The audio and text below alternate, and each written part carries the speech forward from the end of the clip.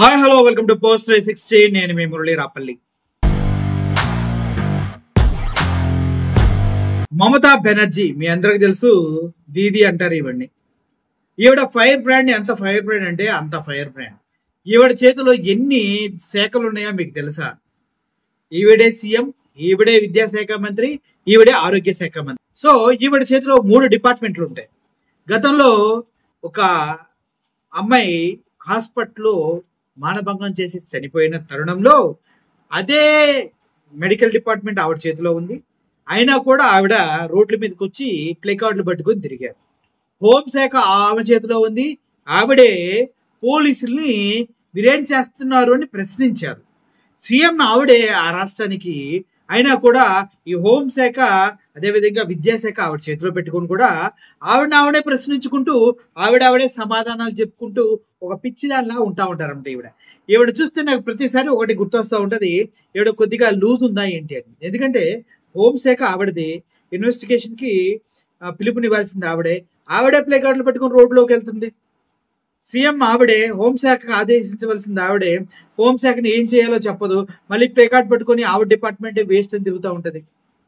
ఇటువంటి వాళ్ళని నిజంగా చెప్పాలంటే దారుణాలు చేయడానికి ఇటువంటి ముఖ్యమంత్రులు ఒకళ్ళో ఇద్దరు ఉంటే చాలు, రాష్ట్రాల సర్వనాశనం అయిపోతాయి. ఇప్పుడు ఈ మమతా బెనర్జీ గారు సుప్రీంకోర్టు మీద రివర్స్ అవుతూ ఉన్నారు. ఏమని?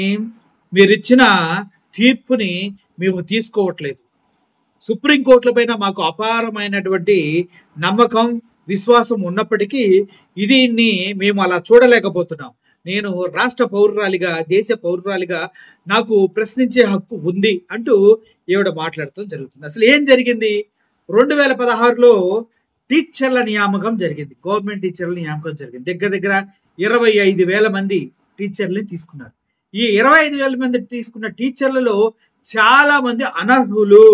ఆ టీచర్ల నియామకంలో చాలా అవకతవకలు జరిగాయంటూ పిటిషన్ వేశారు హైకోర్టులో పిటిషన్ వేస్తే హైకోర్టు ధర్మాసనం పూర్తిగా క్షుణ్ణంగా విచారించి ఏం జరిగింది, ఇది అక్రమంగా జరిగినటువంటి ప్లేస్మెంట్స్ ఇవి. ఈ టీచర్లకి ప్రలోభాలకి లోబడి లంచాలు మరిగి జాబులు ఇచ్చారు కాబట్టి ఇది కొట్టేసి మళ్ళీ టీచర్లకి సంబంధించిన నోటీసులు వేయండి అంటూ వ్యాఖ్యానించడం జరిగింది. అయితే అన్ని తెలిసిన మమతా బెనర్జీ గారు ఎందుకు ఊరుకుంటారు? ఆల్రెడీ డబ్బులు ఇచ్చిన టీచర్లు ఊరుకుంటారా? ఊరుకోరు కదా. వెంటబడి ఆ మమతా బెనర్జీ గారు చేసిన వాళ్ళ ప్రభుత్వం చేసినటువంటి అక్రమాలను బయట పెడతారు. ఎవరెవరికి ఎంత ఇచ్చారు ఏంటని. సో అటువంటి క్రమంలో మమతా బెనర్జీ ఈ కేసుని సుప్రీంకోర్టుకి ఫార్వర్డ్ చేసినప్పుడు అక్కడ supreme court chief justice Sanjay Khanna నేతృత్వంలోని ధర్మాసనం హైకోర్టు ఇచ్చినటువంటి తీర్పుల్లో మేము ఏలు పెట్టం, ఎందుకంటే ఇది పర్ఫెక్ట్ గానే ఉంది, ఈ తీర్పు దీనికి కరెక్టే అని చెప్పడం జరిగింది. ఇప్పుడు మమతా బెనర్జీకి ఎక్కడెక్కడో అంటుకున్నాయి. ఎందుకు?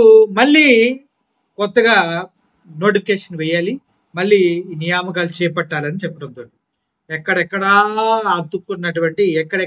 కోపం అంటుకున్నటువంటి మమతా బెనర్జీ గారు కోర్టుల పైన రివర్స్ అవడం జరిగింది. అంతేకాదు ఆవిడ మొన్న ఢిల్లీ హైకోర్టు జడ్జి ఒక వ్యక్తి కోట్ల డబ్బులతో పట్టుబడిపోయినా కూడా ఆయన ట్రాన్స్ఫర్ చేసి మీరు వదిలేశారు, మీకు ఒక న్యాయం మాకు ఒక న్యాయమా? ఒకవేళ నిజంగా ఒక 25,000 పోస్టులో ఒకరికిద్దరికి అటువంటి పోస్టింగ్స్ వచ్చినా కూడా వాళ్ళనే ట్రాన్స్ఫర్ చేసి మరి విద్యార్థుల జీవితాలను ఎందుకు కాపాడరు, వాళ్ళ జాబులను ఎందుకు కాపాడరు?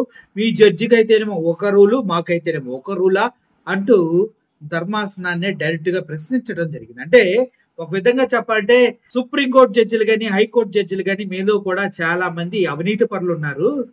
అలా అవినీతి త్రిమింగళాలు బయటపడినప్పుడేమో మీరేమో వాళ్ళు ఇక్కడ నుంచి వేరే ప్లేస్ కు ట్రాన్స్ఫర్ చేసి చేతులు దులుపుకుంటున్నారు. కానీ ఇక్కడ చాలా మంది మిడిల్ క్లాస్ వాళ్ళ జీవితాలు ఉన్నాయి. వీళ్ళని కన్సిడర్ చేయకుండా వీళ్ళని కూడా ట్రాన్స్ఫర్ చేస్తే అయిపోతుంది కదా, వీళ్ళని ఎందుకు మొత్తం 25,000 మందిని తీసేసి మళ్ళీ నోటిఫికేషన్ వేయాలి అని అడుగుతున్నారంటూ ఆవిడ ప్రశ్నించడం జరిగింది. ఆవిడ ప్రశ్నించడంలో కూడా న్యాయం ఉందని కనిపిస్తుంది. మీరేమంటారు? వాళ్ళ జడ్జి అయితేనేమో జస్ట్ అక్కడి నుంచి ఇక్కడ మారుస్తారా? వేరే వాళ్ళకైతేనేమో జాబులు తీసేసి కొత్తగా నోటిఫికేషన్ చేయాలా? శిక్షలు వేయరా మీ జడ్జిలకి? ఎందుకు వేరు? కోట్లు తగలెట్టేసాడు దరిద్రుడు, ఎందుకు వేరు?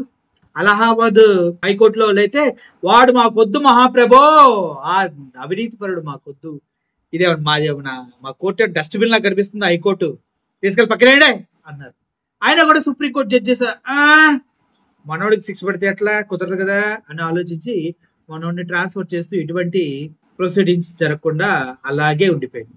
ఆంధ్రప్రదేశ్ అన్యాయంగా ఉందంటే ఇంకా కోర్టులు, రాజకీయ వ్యవస్థలు, జడ్జిలు, అబ్బో ఇది ఒక నెక్స్ట్ లెవెల్, మొత్తం రొట్ట బ్యాచే ఏదేమనుకున్నా. Thank you for watching this video. Murali signing off. Thank you so much.